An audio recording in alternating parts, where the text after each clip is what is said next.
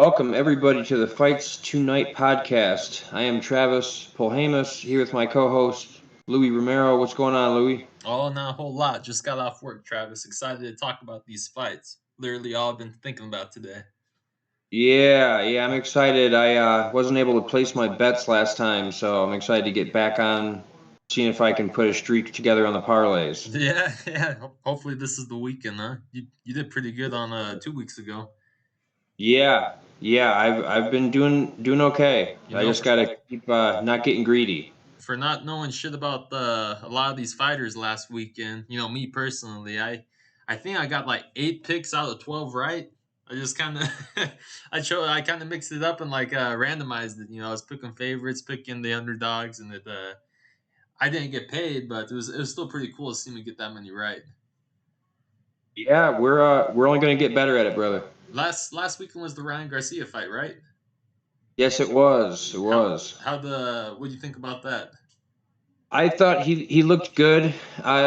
Impressive seeing him do it against a southpaw, not just because Tank and Lomachenko and a couple other guys that are big fighters at that weight are, but also that fight he had where he got dropped by Luke Campbell, I believe it was. That guy was a southpaw too, so good to see him working against that. But definitely hoping he's going to take a step up. He's kind of the only one of that group, out of Tiafimo and Devin Haney and Tank, he's the only one that hasn't really stepped up and had too big of a fight yet. Right, but he And talks so, all this mad shit.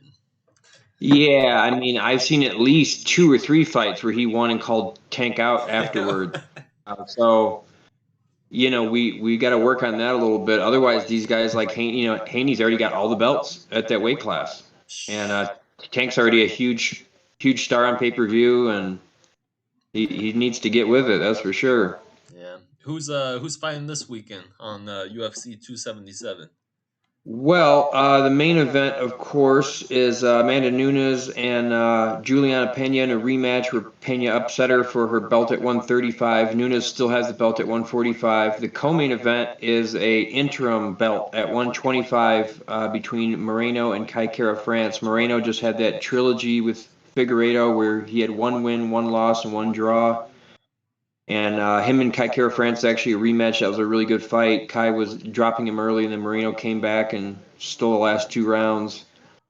So she should be good. They're only doing an interim because the champ's got, I think, a hand injury.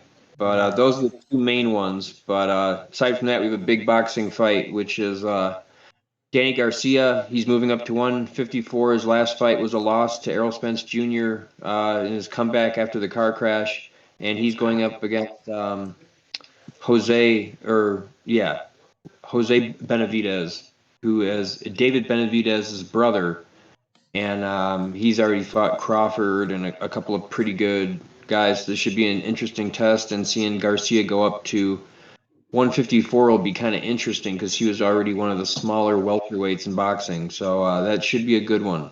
You know what they say? It ain't the size of the dog, but the fight in the dog that counts, right? True, and Danny does have two things in his favor. For one, his dad is pretty insane and talks an incredible amount of shit that usually seems to really piss off his opponents, and he's got that no look left hook, man. The It's no look left hook, huh? no look left hook, man. He just ducks his head down. He's right-handed and just throws this big hook. He's gotten some good knockouts with it, knocked out Amir Khan and stuff. Yeah. I think he's going to be a little bit small, but he definitely, he held some belts and was a little bit more of a higher level than Benavidez. I just think he's on the way down, and the last thing he needs is to be going up against bigger, longer guys that kind of are a little stronger and hit harder. I thought that was his problem when he tried to fight Spence, but he could prove me wrong. He is a multiple weight class champ, so that'll bring us to UFC 277. To give you guys a run through real quick here, first fight is Orion Kosk, who is one of the two fighters to miss weight on this card, going up against Mike Mithatha. I'm not sure how to pronounce that, one of those African last names, but they call him Blood Diamond, trains with Adesanya. Definitely a striker versus a wrestler here. I don't think the weight cut will affect Kosk that much. Blood Diamond's takedown offense is not great, but Orion's striking isn't either. That's why this fight's kind of even. But Blood Diamond is the underdog. I think he could pull off a knockout in this one. One of the riskier ones I wouldn't put in my parlay, but I'd like to see Blood Diamond get this, but I think probably a 55% chance Orion just takes him down for at least two of those rounds. Light heavyweight, we've got what might be the most exciting of the night. We got Nikolai versus Ehore. Both guys come out looking for the finish. Morono has a couple of fights in UFC already, won all of them by finish except for one. And Ehore is a newcomer out of Europe, but very similar. He's going to really go for it. I'm putting that one on the parlay to not hit the distance. Jocelyn Edwards, the second fighter to miss weight against Ji Yeon Kim. She missed by a little bit more, but seems like a little more success than Kim in here. I think Kim will be able to get her, but Edwards could be able to steal it. It's another one I'd stay away from on the betting. I would lean a little bit towards Edwards though. Michael Morales, the biggest favorite on the card at -600 versus Adam Fuji. Adam Fuji's pretty good, well-rounded, but Morales is really highly touted as like a prospect and a guy they think could be a real contender at welterweight. He's 13-0. He's a little wild, not the best defensively, but extremely talented and dangerous. So I'm gonna say he's not the favorite for nothing on here. I'd say he's a pretty safe bet, although he's not going to add a lot of money with what the odds are. That brings us to the normal prelims. We have Dracarclos and Rafa Garcia. Garcia had a couple losses, but is on a good little streak where he's put a couple of wins together quite recently. Dracarclos had that famous fight with Derrick in 2020 where he was winning and backing him up and then got caught with a big shot. I think he's had some problems with people dropping out of fights since then. But that one should be a pretty good fight, be pretty even. I'm leaning towards Dracar a little bit. I think he's just a little more physical in there, but Garcia could definitely take it. Then we got Dante Mays versus Hamdi Abdel Wahab. He's a highly touted prospect. Guy was an Olympic wrestler, but then comes out in his fights and basically just swings for the fences. He's only 5-0, but those were all finishes. He hasn't gone the distance since he had some amateur fights. I think he could lose in a knockout if he gets too wild because Mays is a little bit more of a striker. But if Hamdi does go to his wrestling at all, he could pick this up, and he is an underdog on here. Maybe one to make a bit of a side bet on. That brings us to Drew Dober and Rafael Alves. Both guys' records are pretty similar. Drew Dober's faced a little bit higher level of competition, and that's made for him having a bit more of a rough streak lately. Alves, kind of a similar thing, always in that middle range ranking-wise at 155. I'm leaning towards Drew Dober, though, to get it done. Just think he's fought better people and has got a little bit better for skills. Not only that, bro, but he's from Colorado too. Got to That support them. too. Got to That support too. them local athletes. And he is a huge 155. Yeah, I seen on Facebook he was actually thinking about possibly, he likes the idea of him fighting Paddy Pimblett. Oh, that could be cool. Yeah, I think that'd be a cool one. He says that Paddy he leaves his chin open, but he's not too worried about like Paddy's ground game. Yeah, Drew Dober's pretty strong on the ground, man. Yeah, man. Who's Yeah, next? that would be a good one. That brings us to the featured event on the prelims, which is Alex Morono and Matthew Semmelsberger. Morono's obviously a lot more experienced, got almost 3 times the fights, had a little bit more of mixed results, but has been looking better as of late. Whereas Semmelsberger is on a little bit more of a streak and been trying to work his way up at welterweight. You got so many of those guys that have already gotten their title shots. A lot of room for guys to jump up in some of these welterweight fights on this card. I'm leaning towards Semmelsberger a little bit just with the momentum and how good he's been doing, but Morono being so much more experienced, wouldn't be surprised if he got it. That's another one I would perhaps stay away from on the betting. That brings us to the main card where we've got some really good fights. We've got Magomed Ankalaev versus Anthony Smith. Anthony Smith, of course, fought John Jones a while back. Could have gotten the DQ win and gotten the belt, but turned it down. Had kind of a tough run lately where he had to fight a couple of the better guys in the division and real close back-to-back grueling ones, but he's gotten himself on a 3-fight win streak. I believe they're all first-round KOs, and so he's definitely in a good spot again. Ankalaev been slowly working his way up. Had that whole year of weird fights with Jan Kutalaba where they kept getting canceled. They did the first one. Kutalaba faked like he was wobbling, and so the ref jumped in and stopped it. So then they had to have a rematch, and Ankalaev still TKO'd him, but that was a whole thing. Nice. Pretty funny though. That's not a bad tactic. No, you got to give him credit for trying it. Right. For the viewers that are new out there and don't know who Anthony Smith is, and I don't know how to really describe Magomed since I don't know him personally, but Anthony usually does the commentating on the UFC. You'll see him with Daniel Cormier and stuff, which is kind of cool to see him do both. Be on there commentating and also be in the octagon. Yeah, you can tell that he's a really smart guy too. Oh yeah, he's also one of the local fighters. Trains with Drew Dober. Oh yeah. I know he was training. I want to say with Kraus, where Brandon Moreno is now too. So a lot of that, kind of middle of the country that's been really up in their game lately. It's not like it used to be where you had to go to Florida or California or New York to find a good MMA gym. Right. I actually lied. He doesn't train with Drew Dober. That was a lie.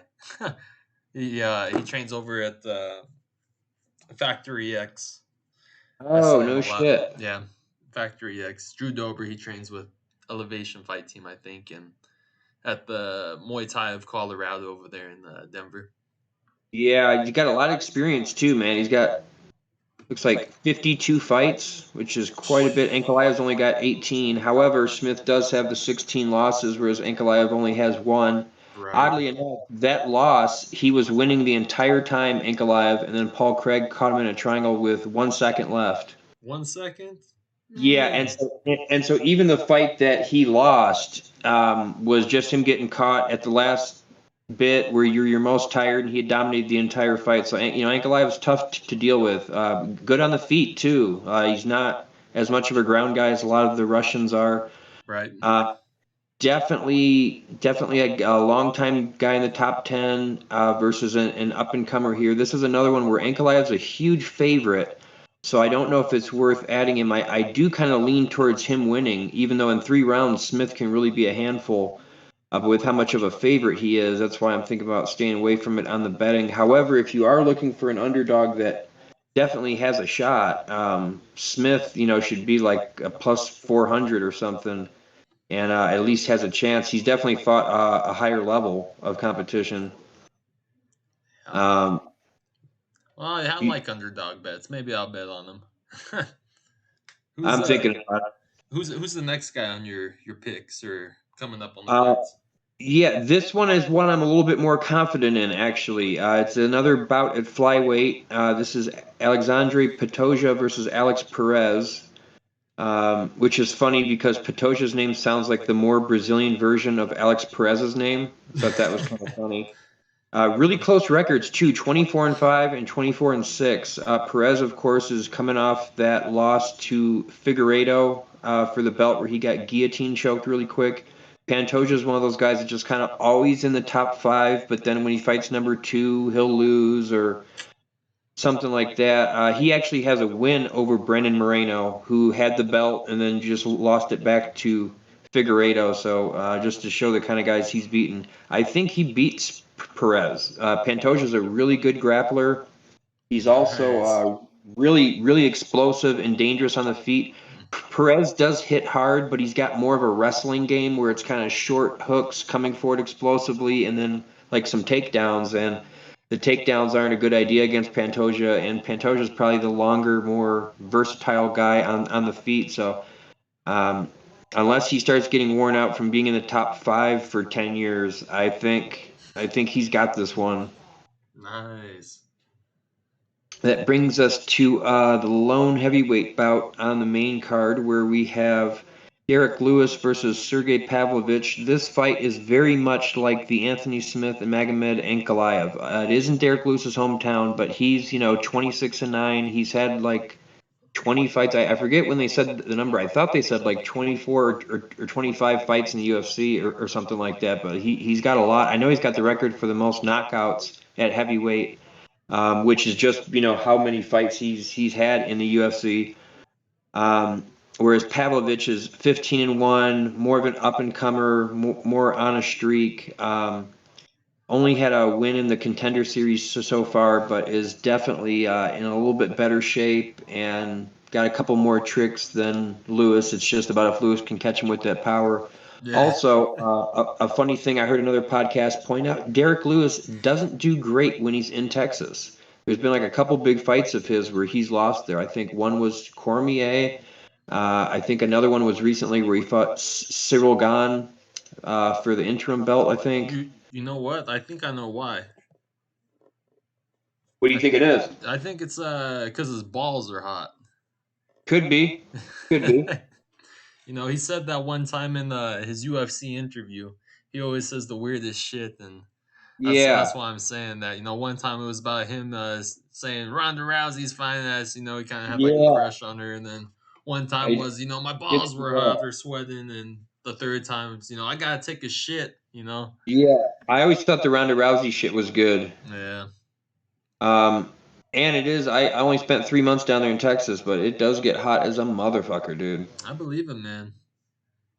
I kind of think, unless he can get a big knockout punch, which he could, I kind of think Pavlovich takes this one. I know the odds on this were really close. I think Pavlovich might even be the favorite. I'm definitely leaning towards him, but you know how it is at heavyweight, especially when Lewis knows he's only got to do 3 rounds. Kind of the same as Smith, where it's like the old guy that sometimes gets tired. To go back down to 3-round fights against guys that haven't faced this high level of competition, it makes it a lot more even. So I'm leaning towards Pavlovich, but I'd be nervous about putting too much money on that one. That brings us to the first of 2 title fights on the card. This one for the men is at 125. Brandon Moreno versus Kai Kara France. These two have fought before. 3-round fight. Brandon Moreno won, but was getting dropped in the first round. Since then, of course, he went on to challenge for the belt, had that draw that was one of the fights of the year, won the rematch, and then lost the trilogy fight. So kind of a weird way for a trilogy to play out. Couldn't get the 4th fight because of Figueiredo being injured. So now him and Kai Kara France, who's been knocking everybody out, including I want to say it was Cody Garbrandt was either his last fight or the one before that. He knocked him out in the first round. So he's even stopping former champions. Kai Kara France trains with Adesanya. Also was at Tiger Muay Thai with Riddell and Fiziev and Peter Yan and Volkanovski and all those guys, Dan Hooker. I think Kai Kara France has got more power and is the more dangerous. The thing is because he's so short, it's made him really good at stepping in with overhands, and kind of like Volkanovski, he'll like step through the southpaw and throw a left overhand. And he's got good ones. I just think, aside from dropping guys in the first couple of rounds, which he is good at, and he's been pushing harder lately, I think Moreno's got a lot more tools. Moreno is doing a good job of throwing up head kicks with his left leg to get Kai's hand kind of stuck to his head so that he felt like he couldn't really throw it as much. He had to keep it up to block. Because of it being an interim belt, this one will be 5 rounds in the co-main event. That definitely favors Moreno. I don't know if Kai Kara France has gone 5 rounds. I certainly don't think he has in the UFC. A lot of his fights lately have only gone 1 round, and unless he can get a good shot on Moreno, that's not the way it's going to go down. Moreno's got a really good chin, a lot of grit. It was really impressive the way he was getting dropped in the first round of their last fight, and was like mean mugging him and flexing at him like in the next round. Really tough mentally. I gotta say, I like Kai Kara France's kickboxing style more, though. He does have some tricky ways of throwing those hooks. Anybody that's really short and stocky could definitely learn some stuff from him. And Moreno doesn't really have much for power. He just kind of comes forward and throws a lot of punches. So I do think there's a chance Kai could catch him or be hurting him bad enough, kind of like Figueiredo does. I'm just worried about how he's going to do that over 5 rounds because, he faded in their last fight, even though Kai in one of his last ones fought Askarov and came back and won the second and third. I just don't know. Moreno, I think, has got so much more experience going 5.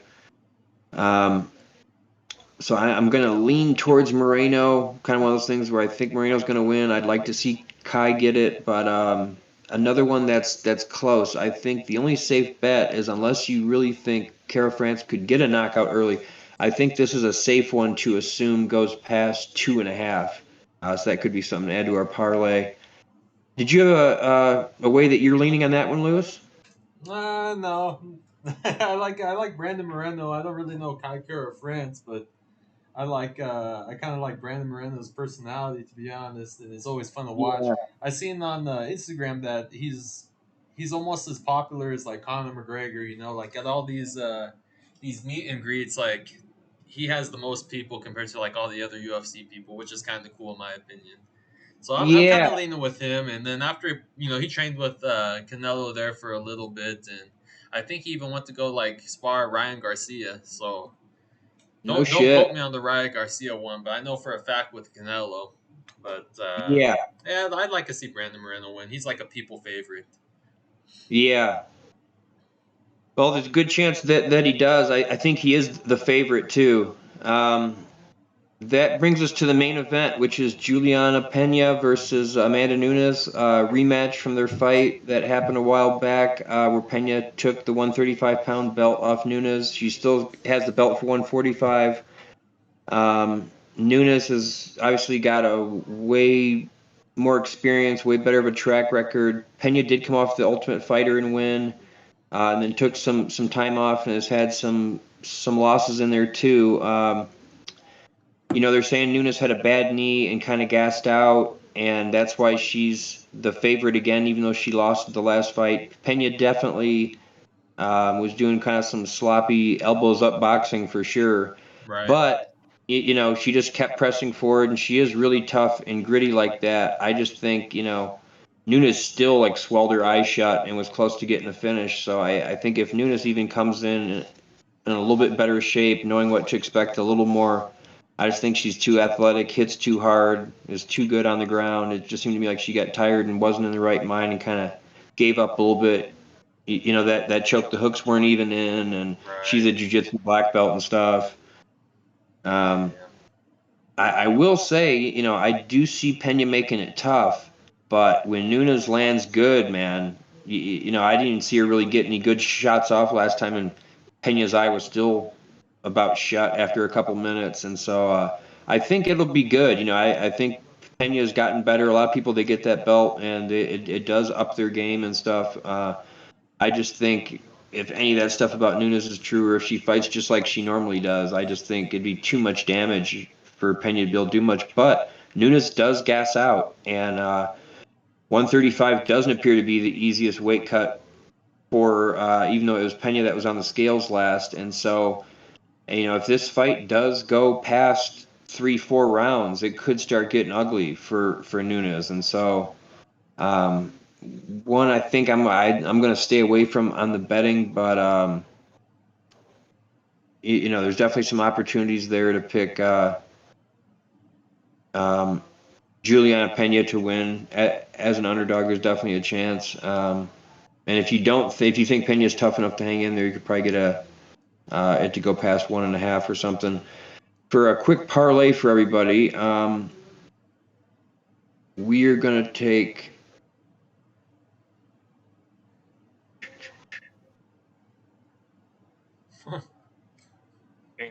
This is kind of tough. Yeah. I think I'm gonna go with Moreno. I'm gonna go with Andre Patoja. I'm gonna go with Magomed Ankalaev. And if I can add a fourth one here, Drew Dober. Hey, That that's that that would be. I'd have to add it up and see, but that should be enough to where it's for sure plus money, and there's a good enough chance of it happening, even though a couple of those people are pretty big favorites. I think Pavlovich is an underdog. He's one I'm kind of iffy about. Otherwise, I would throw him on there, but that's our picks. Hopefully, we'll keep up the streak. Well, you heard the man. Fingers crossed.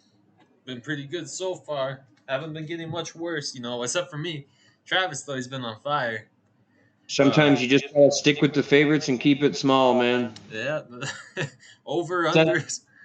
yeah, says the guy that had a plus 7,200 parlay. So I don't always practice what I preach. Oh shit. So what do you think, Travis? You think that's about it for this UFC 277 quick skit bit episode? Yeah. Yeah, I would just encourage everybody if the card does start getting boring or if the times line up to try to catch that. Try to catch the Danny Garcia and Benavidez fight at 154. Should be a good one. You heard the man. All right. Well, this is the fights tonight, and we are out. Later.